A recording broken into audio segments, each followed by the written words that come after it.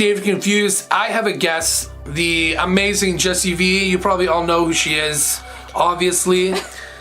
It's October. It's Halloween time. It is. And just like me, you and me, we watch certain movies every October, right? To stay in the mood, stay in the Halloween spirit, if you will. So we're going to be discussing which movies we watch every October and why, right? All right. Since we're in your house, you're going to go first. Really? Yeah. Okay, well, I know the first one by heart. Okay. The first one is probably a little bit obvious. What? The suspense. Nightmare Before Christmas. What? Why? I'm just kidding. I love that movie. You can watch it on Christmas or Halloween. It works both ways. Yeah, absolutely. But like Tim Burton, you can't go wrong. I think Tim Burton is like a mainstay just for Halloween in general. Yeah. Like every October you have to watch some Tim Burton. Exactly. Corpse Bride. Sleepy Hollow. Sleepy Hollow is a great movie. Probably one of my favorite ones by Tim Burton. Yeah. Yeah, absolutely. My first one is a movie that's more of like an independent called Trick or Treat. I think I've seen that. So it's got a young Anna Paquin in it from True Blood. Okay. And it's based on 4 or 5 stories that all happen on Halloween in the same town, and they revolve around kind of each other. Yeah. And it all comes to like a big climax at the end. But it's not like a gory per se film, and there's not a lot of jump scares, but it's just a great cheesy, corny Halloween movie. Right. And it's got, you know, the amazing, totally underrated Sam character, who's like a little boy that kills people on Halloween. So you gotta watch it. Trick or Treat, Halloween. All right, next one is Pet Sematary, the first one. The original. The original, not the remake. I didn't like the remake, I'm just saying. I also didn't like the remake. The original was really good. Yeah. It was based off one of Stephen King's like biggest novels ever. And the cool thing about it was they actually kept the misspelling of cemetery in the actual books and everything.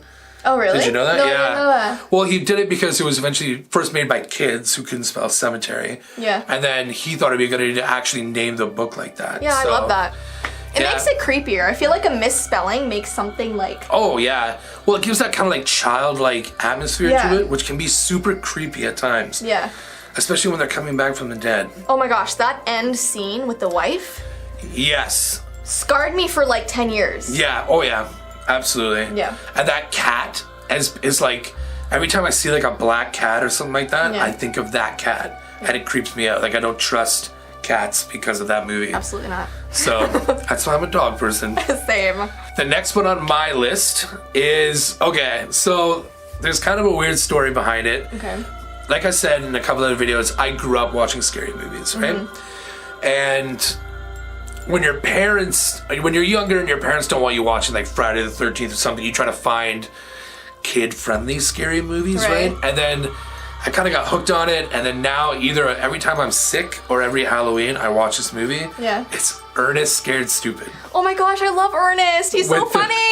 So Ernest is like the town screw up. Yeah. I guess, right? Like the kids love him, but the adults like feel sorry for him type thing, and he's like the garbage man in the town.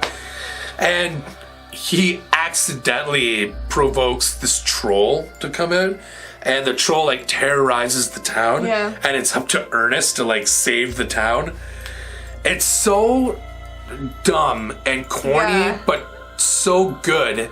And the graphics of the troll are actually scary. Like if you put that in a real horror movie, it would work. Yeah. So for me, that's always one of my go-tos. And actually, my wife's gonna kill me for saying this. I showed my wife the movie a couple years ago, and she had nightmares about it. Yeah, and she won't watch it ever again. Oh my gosh, really? It's like ruined for her. And I'm like, no, it's a good movie. She's like, no, I won't watch it. She got so scared the first time. Oh, really? I haven't Ernest seen that in Scared so Stupid. long. Yeah. That's hilarious.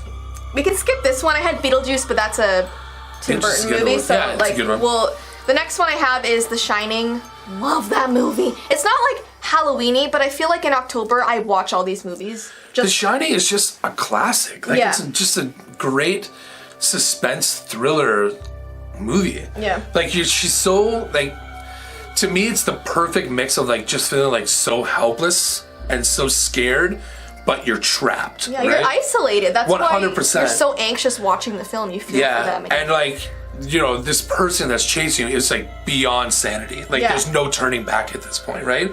So you're stuck. And it's your husband. Yeah, that's what I mean. Like, and you're stuck in like this massive hotel that you don't know. You know what I mean? Like, it's such a good movie. Yeah. So, and they're actually making a sequel. Did you know that? Dr. Sleep. Yeah. Yeah. Yeah. So, interested to see that. Isn't Obi-Wan Kenobi in it?